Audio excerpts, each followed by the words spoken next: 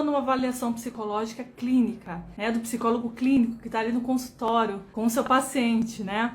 O que não pode faltar nesse processo de avaliação? Que item a gente precisa investigar? Então, gente, vamos lá. Eu botei aqui que tem um item que é muito importante que a gente faça, que a gente colha na avaliação psicológica. E esse item, gente, o psicólogo, ele vai colher, ele vai poder atuar. E, na verdade, é o único profissional que vai atuar nessa dificuldade, nesse item específico do paciente. Sabe quando você tá no seu consultório, você vai lá e inicia o seu processo de psicoterapia, é só que essa pessoa tá num grau de gravidade, de crise, de briga, de confusão, ou de doença, ou de muito grave. E aí, você começou um tratamento e não tá funcionando. O tratamento pode estar até... Você sabe o seu processo, sabe suas técnicas, mas não tá adiantando nada. Muitas vezes, gente, porque a gente erra lá no processo de avaliação. O processo de avaliação é o processo pré-diagnóstico, para que a gente possa entender que caminho a gente vai tomar com esse paciente. Só que se eu não sei que psicólogo oferece muitos serviços, eu entro direto no único serviço que eu acho que a pessoa vai precisar, que é a psicoterapia. E na verdade, às vezes ela não está pronta para esse processo de psicoterapia.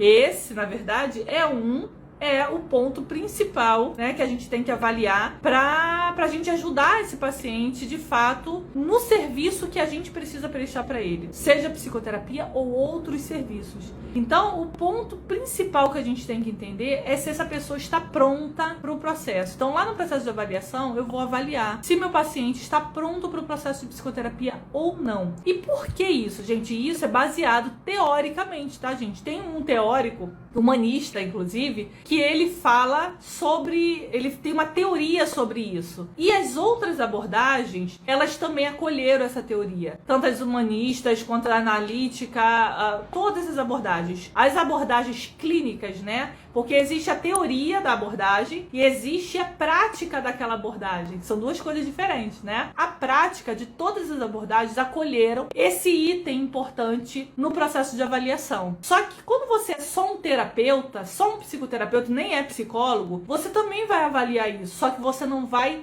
Quando você identifica isso, você não tem como tratar isso, porque não faz parte das suas funções profissionais. Então você não pode tratar porque você não é qualificado. Mas se você é psicólogo, sim, você é qualificado a tratar esse item que a gente vai mencionar. O item é o grau, o nível de necessidade, de dificuldade que essa pessoa está tendo. Como funciona isso? Eu vou falar sobre a teoria do Abraham Maslow, das necessidades, das hierarquias das necessidades. Nessa abordagem, né, nessa teoria, o Abraham Maslow, ele fala sobre uma pirâmide das necessidades do ser humano, das necessidades que precisam ser, digamos, elas precisam ser, né, ir sendo supridas a palavra, para que ela vá avançando para novas necessidades, até que chega lá na necessidade de autorrealização, que é a maior necessidade do ser humano, né? Só que se o ser humano estiver lá na base da pirâmide, nas necessidades mais básicas, que tem a ver mais com questões fisiológicas, fome, sede, dores, né, supridores, né, e dependendo do nível de gravidade dessa necessidade, pensando em entender suas relações, ela quer suprir aquela necessidade. Vamos lá. A primeira necessidade básica que uma pessoa tem é a fisiológica. Então vamos imaginar um cenário aqui dessa necessidade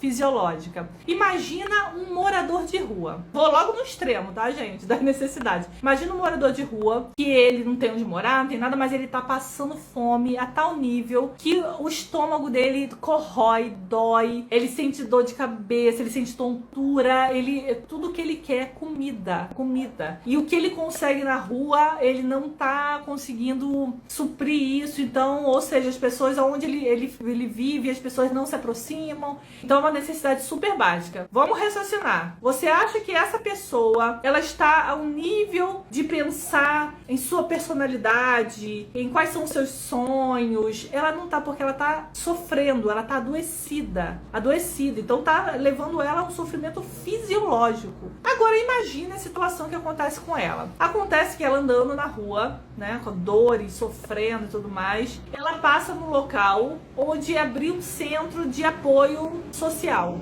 E nesse centro de apoio social, né, sei lá, numa igreja, faz de conta, né? Aí ela tem uma fila lá de gente pra receber almoço todo dia e atendimento médico todo dia, de graça, porque ela não tem conhecimento, não foi no SUS, sabe, a pessoa tá perdida. Então ela encontrou ali, entrou em contato com aquilo, ela entrou e foi lá. Entrou nessa fila, falou, resolvi essa parte, vou comer comida todo dia. E consultou um médico lá, voluntário, e deu um remédio, né, e tudo mais. Tá, então ela supriu essa parte. Depois que ela todo dia tem a comida dela, não tá mais sentindo aquela dor, ela começa a pensar no segundo nível de necessidade. Se ela não se preocupa mais com essa necessidade, ela vai pro segundo nível de necessidade, que é a necessidade de segurança. Aí começa a vir na cabeça dela quanto seria bom se ela tivesse realmente, se ela saísse da rua, se ela tivesse um lugar pra morar, se ela não corresse mais os riscos que ela corre na rua. Antes ela não tava nem pensando nisso, porque ela tava com tanta dor e tanta fome que ela não conseguia pensar na segurança. Então ela vai pro outro nível.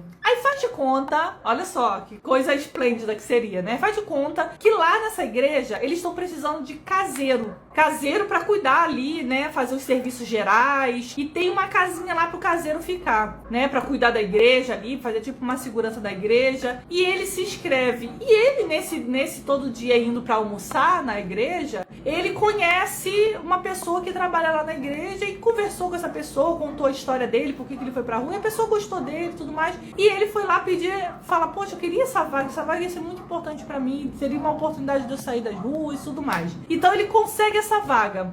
Aí consegue essa vaga, aí ele consegue, né, tipo, ele vai ganhar até um dinheirinho, é um salário mensal pra cuidar da igreja, fazer os serviços geral e o lugar pra morar. Então, gente, a gente tá aqui fazendo uma historinha, né, uma novelinha.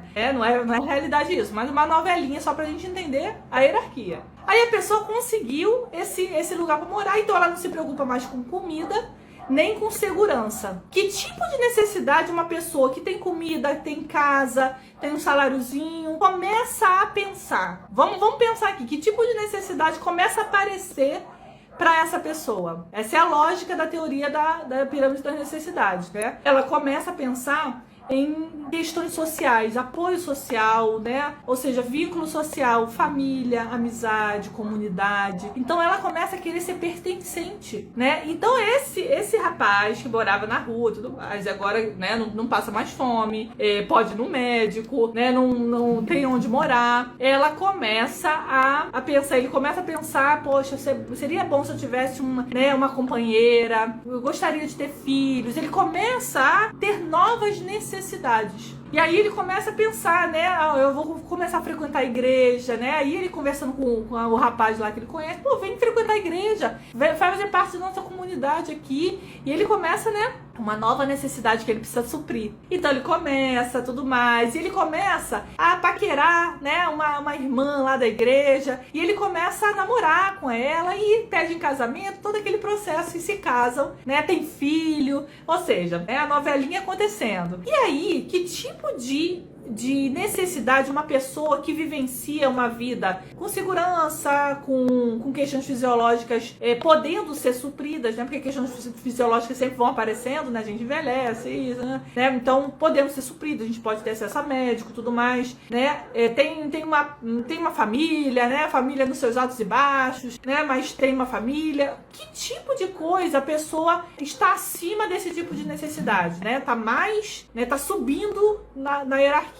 Normalmente, o que fala a pirâmide, né, é reconhecimento, é status, é autoestima. Então é com reconhecimento, a pessoa começa a querer ser reconhecida, ganhar mais, ter um cargo melhor, começa a querer fazer novas coisas. Então essa pessoa começou a visualizar, poxa, tô aqui, eu sou caseiro, mas eu sou inteligente, eu queria estudar, poxa, eu queria ser pastor, poxa, eu tô vendo esse cargo, poxa, é um cargo legal, eu vou estudar, vou entrar numa faculdade, vou dar melhor para meus filhos, vou me sentir mais valorizado, entende o valor? Vou me sentir mais valorizado. E a pessoa começa a estudar tudo, e ele começa a ir conseguiu fazer teologia e virou pastor. Olha só, aí virou um dos pastores da igreja. Olha como a autoestima dele sobe, né? Então a gente tá sempre em busca dessas necessidades. É claro, gente, que aqui eu tô colocando as necessidades na ordem hierárquica, mas existem vários outros teóricos, né, que estudaram sobre essa teoria e viram que não é tão... essa necessidade a gente vai e volta. Ah, a gente tá ali quando essa necessidade é lá em cima, e de repente a gente perde o emprego, aí começa a passar necessidade financeira, aí começa a não poder ir na médico. Aí, entende que a gente tá sempre em altos e baixos? E a gente tem que saber avaliar onde é que o nosso paciente está nesse período. E a última, a ponta da pirâmide, é a autorrealização, é a criatividade, o talento, o desenvolvimento pessoal. Sabe aquele sonho? Ah, eu gostaria de... Sei lá, um artista fala que eu gostaria de ir pra Broadway. Um pintor fala que gostaria de ter uma exposição num museu muito famoso. Um professor fala que gostaria de ser doutor, PhD. Sei lá, aquela coisa assim que, sabe... que é uma coisa muito pessoal, muito sua, não envolve ninguém até nesse aspecto assim de reconhecimento, não, é mais tipo uma coisa sua, sabe? O que acontece com a pessoa que chega na autorrealização? Ela quer sempre mais. A gente nunca se autorrealiza, nunca chega no...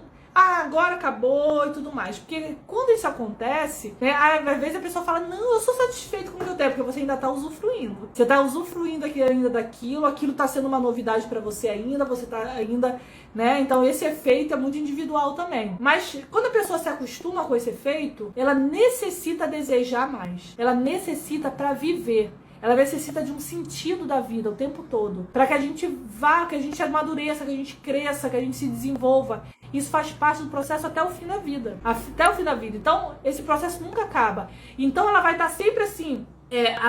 avaliando altos e baixos da vida dela. Às vezes ela tá lá embaixo na segurança, às vezes ela tá lá embaixo na questão social, na autoestima, ela vai estar sempre ela sempre naquele momento ela vai estar um pouco incomodada com alguma coisa, e isso é importante. Isso inclusive é saudável. Uma pessoa que tá estagnada, sabe aquela pessoa que não quer nada, que não deseja nada, essa pessoa está adoecida, ela não cresce, ela não amadurece, ela não se desenvolve. Então, gente, só para recapitular, entendemos aqui hoje que é necessário para avaliação que a gente avalie que tipo de necessidades hierárquicas essa pessoa está vivendo, para que eu, como psicólogo, possa suprir através dos meus serviços. E você que ainda não conhece direito quais são os seus serviços, participe do nosso workshop, que a gente vai colocar a inscrição, não está aqui hoje ainda, fique ligado aqui aqui nas redes sociais como um todo, tá? Fica ligado que a gente vai colocar pra você se inscrever. Dá sempre uma olhada aqui na bio que vai estar a inscrição. E vocês vão ver anúncios também, chamando convites, né? De vocês chamando pra inscrição. Se inscrevam, tá? Mesmo que vocês já se inscreveram nas outras edições, se inscreva nessa, tá? Pra que a gente possa mandar a comunicação desse novo workshop, tá bom? Beijo, gente, ó.